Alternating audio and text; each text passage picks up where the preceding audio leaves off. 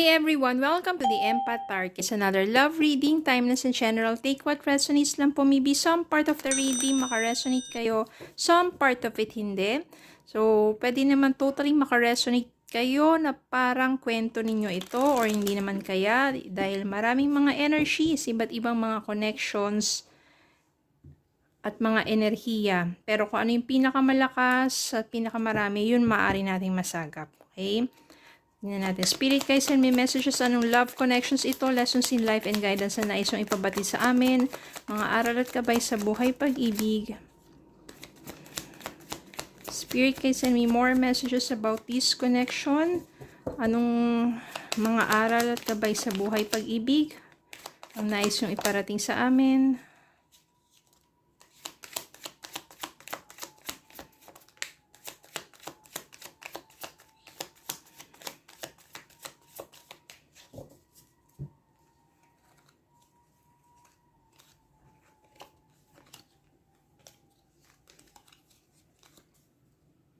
Page of Wands, Nine of Cups, the Sun,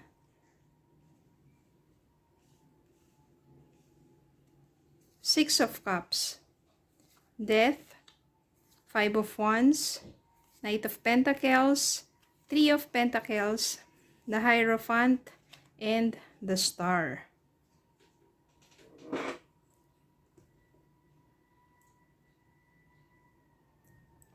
So, I can sense here magandang transition ito. Bakit? Kasi maaring kayo ng person mo, ayan, Page of Wands. Parang dito, I can sense na mas bata yung person mo sa'yo. Tapos, nagdulot to ng matinding, sabihin natin, conflict. Dahil maraming mga taong involved sa connection ninyo, maaring mga partido niya, 'di ba, na ayaw sa inyo, or maari naman din dala naman to ng mga dahil mas bata nga siya sa iyo.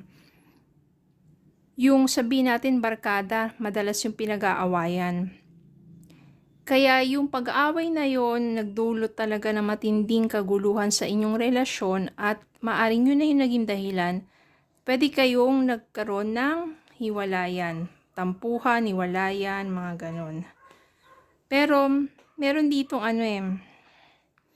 meron ditong death card at merong sun.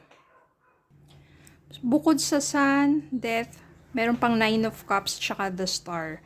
So, malakas ang energy dito, yung positive energies dito na magiging maayos. Kasi meron din ditong Three of Pentacles. Ibig sabihin, aayusin ninyo anuman ang naging, sabihin natin, hindi pagkakaunawaan ninyo ng person mo. O maaari ditong dumating yung time na magkakaroon ng realization, maturity. Tapos, yung person mo, ito, Knight of Pentacles. Ibig sabihin yan, babalik siya sa iyo at mag-offer siya ng panibagong simula. At yung Pentacles na hawak-hawak niya, sabihin natin mas more mature na siya eh. Maaring meron na rin tong maayos na trabaho, nakakapag-provide, nakakapag-support, 'di ba? Para sa iyo, sa relasyon ninyo at kung meron kayong pamilya, ganyan. At yung parang pagiging parang pagiging batang isip niya before, puro barkada, ngayon nag-mature. Parang marami siyang realization at mas gusto niyang abutin yung mga pangarap na kasama ka. Yun yung maganda dun eh. Pangarap na kasama ka. Pangarap niya sa buhay para umunlad na kasama ka. And nandito nga yung Star, ibig sabihin yan, hope, pag-asa. Wala naman kasing minsan dumarating talaga sa point na you will realize kung ano yung mga bagay-bagay sa buhay mo, gusto mong marating. Tsaka, ito yung hope, ibig sabihin may pag-asa pa sa inyong relationship, sa inyong connection. Since nandito yung sun, ibig sabihin maganda, positibo, maliwanag, ang magiging kahantungan ng inyong connection. Kasi nagbabalik sa kanya palagi yung memories of you. Memories nyo together. Kahit sabihin natin mas bata siya, at least ngayon nag-mature na siya, no? Tapos, ito yung death card. Ibig sabihin yan, meron talagang nangyari sa buhay niya na nakapagpabago sa kanya. Siguro na-realize niya na swerte na siya kasama ka. Bakit pa pakakawalan ka? Hindi naman ano sa inyo dapat. Hindi naman dapat issue ang age gap ninyong dalawa. Ang importante yung maturity at saka yung love ninyo sa isa't isa.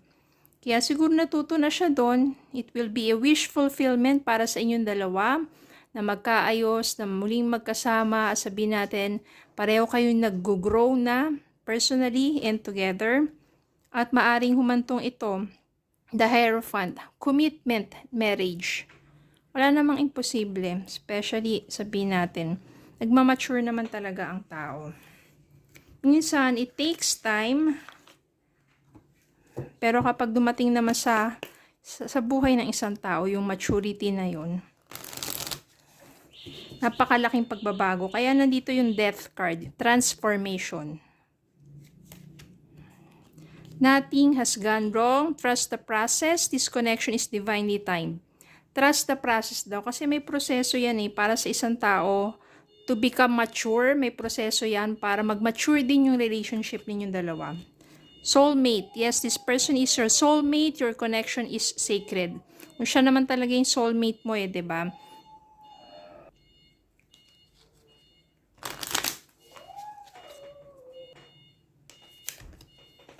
Palm 3. Stability, security, permanence, growth, endurance, flexibility. Nandito growth, stability, security. Magiging secured na inyong relationship, magiging stable na, magiging permanent na because of this commitment, marriage, and meron na kasing growth.